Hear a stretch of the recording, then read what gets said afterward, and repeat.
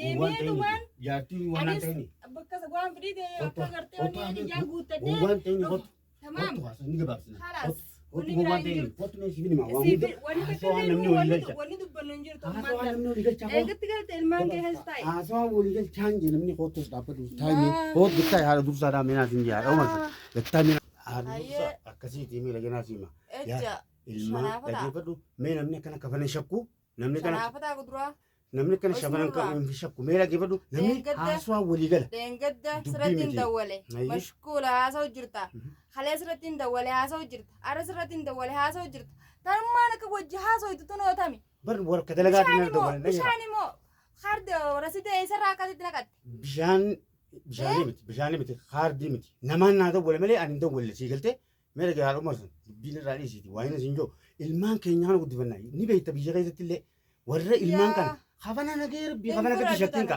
ilmaan kana haa guddifannu laan fura doontana biitti kun ni beekta guddifachuu ni dandeessa kun olaa lammaan ta'e itti dhufteemi biitti dhageeffadhu haa biitti ni beekta biyyattis kun olaa biyyattis ni beekta na dhageemee kutaa kan caljii na dhagee biyyattis ni beekta ilmaan namaa warra haataa fi abbaan gargar bahanii haatis kabiraa rumtee abbaan itti biraa fuudhee jidduu sanatti roorrifamaa godda'amaa isaan lamaan gidduutti guddifamanii beekte qajjisaan bishaan dhaqanii milmeedhaan qajjisaan kushaayee guuranii milmeedhaan bishaan dhaqaa turan si galte waan kana ta'eef takkitti mataan gallaale malee takkitti ilmaan keenyaa gallaale malee wahabaa fi yaa'iin akkaaftee nagara bikafanii shakkiin kaa an bakka dalagaatiin dhufee hin jee ragaadha feetamu mee akkam akkatti na amanuu barbaaddu mee akkamiin na amantaa. Homma beeraa an sin amanu. Ati ana mana dhiistee an footoo gidaaraati faaya manaati anta nama dubbiin irraa gabaabsa anaas irraa gabaabsa khalaas hin beekan amma deemeetin jira yalla yaala khalaas naar ka balleessite taagattaa ka mee takkaan siima amma na waan irraa hintasa yaa hagoo rabbii jiiti akkana godhatini yaa fi rabbii nagaynan hayyee taa'e wanni rabbii nagaysuuf hin jirtu haayee nagaan taa'e haayee taa'e ilmaan kana guddifna ilmaan keenya kana ilmaan kana waa meeqa eegana eegata waan takkaillee ilmoon namaa namni ilmoon guddifadha jiru akkuma mariiroo jaartiin xiqqishollee ni yaada ati waan takkaillee yaaddu ilmaan kanaan qabaa jaartiin manaa qabaa ittiin deee yaaddu guyyaa sadii guutuu kunoo ammaan tana galta rakkoon qabuuti rakkoon qabuuti rakkoon qabu an bakka dalagaatiin jira miti bakka dalagaatiin jira bakka dalagaatiin jira miti an bakka dalagaatiin jira waan hin bakka dalagaa jiruuf dhageeffadhu dawwaltee bakka dalagaa dheetan dhabdee.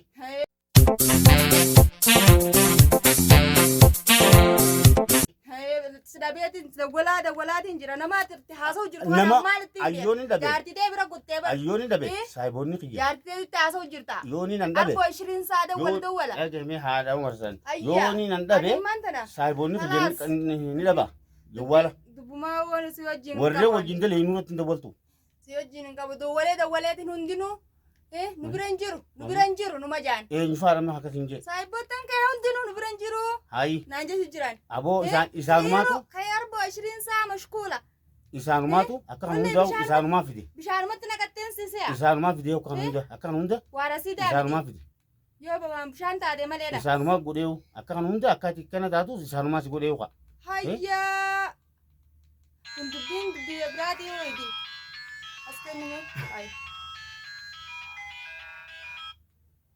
Hello. Hello. Hi, ya lubbu. Hi. Tikisho dhaabbadhu mee. Hi, asumaan na ta'u lubbuudha. Akkam? Guyyaa biraati irraan tanarraa na hajaa takkaan na eenyu lubbuun ajaa'iba. Hajaa takkaa fi tikishoo dhaabbafee irraan tana. Guyyaa jimmataatiin dubaayaa. Asumaan ta'u moo? Jimmanni fagaatu bar. Akkana dubbii jabaate. Kanas barbaadaan arbaa. Haadha ilmaan bar. Akkam jettasa baradin asumaan ta'u lubbuudha. Ati usii hammataniituma haadheen kunne. Ani bakka dalagaatiin kutee bara. Ati bakka dalagaa kuttee bara anis bakka dalagaatiin deema. Yaaboo ilmaan haa guddifannu. Anis bakka dalagaatiin deema. Ilmaan haa guddifannu. Kalaas ammaan tana. Akkana godhatini. Deemuuf nin deema ammaan tana. Ilmaan haa guddifannu. Ijoollee ta'e sanaa. Ijoollee ta'e sanaa. Ilmaan biyya keessatti. Ijoollee nagarin ani nagaru. Tamam. Biyya keessatti warra akkasitti ilmaanii fi haadhaa fi abbaan gargar bahanii ilmaan guddifatan. Rakkoon qabdu. Akkasiiti. Takkanaati amman tana keessa hin jee meetaa inni dhufa. Taa'ii deemee dhufa. Takkasiiti haala dursaa ilmaan kana guddifannaa ilmaan barsiifannaa. Yeroo tana keessa naafate nama guddaadha. Hafana shakkunee maraannee horiinu takkasiin sinjaa ijoollee teessanaas ilaaluu qabda. Gafuun tun beeka dhugaa bakka waan kanaa sanarraa nama dhufti. Hafana shakkuu tanaa fi nagee rabbii kaanii dhaabbatu. Jinnoota gartee Mumma Sufiyaan dhufee waa gizee rafan namatti haasa'uu fi Ashaa Ammar Rashaatta dhuftee halkan keessa waa namatti haasa'u san gartee sanfirraa summa jambii jettaan maaliif bultii ta'e keessa hin toltu. Arraan tana kanaa heerumtee sanii boruu sana heerumtee ilmaan itti dhalte as dhalte bu'aa ni qaba. Ni qabaati bu'aa akkasii ni qaba.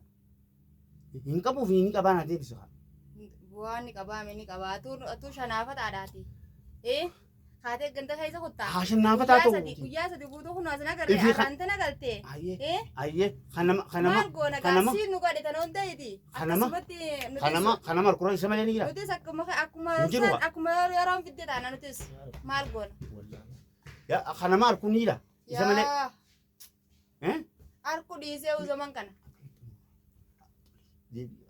Ayyee takkanaatis hin jaayaaboo. Ilmaan kana guddifannaa. Rabbii kee kana arkii. Rabbiinis nan gahin ammaan tana. Ayyee ilmaan kee kanoo. Arra baate kaan heerumte bu'aan isin ni jira hin jedhe. Garuu bu'aan hin jiru. Garuu ati qaceeluu qabda yoo ni. Gooni nan kararraa maqee bar isaan noo gara. Yoo tin qaceelle. Isaa bar noor kamii. Goon kararraa maqee. Goon bakka dalagaarraa bakka biraa deeme. Goon kara biraa deeme dalagaarraa isaan noor kamii.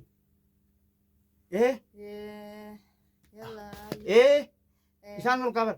Duuba mee atiin tun nagee rabbi kaatee kabani shakkitee maal bultii teenyatan diiguu barbaadde. Si diiguu jira amma naa. An diiguutti jirtu haadha Omar san dhagee amma tole haadha Omar san waan isin godhage faamin dubbiin irra. Amma ilmaan guddifannaa dubbii kanaa kan nurraa dhiyeessi. Mee boruu kamtiin gabbee dalaga yoo irra kana taatees. Bakka dalagaan jirtu dalagaa namni guyyaa sadii hin taa'u. Takkasiiti haadha Omar san ni beekta biyya kana keessaas shiraa fi hamtuu malee wanta kan jirtu. Namni kun akka wal godhaa jiru ni beekta. Manguddoon tun hoggaa nama gidduu haasa'itu waan baaftu ni beekta. Maallaqa baaftu ni beekta.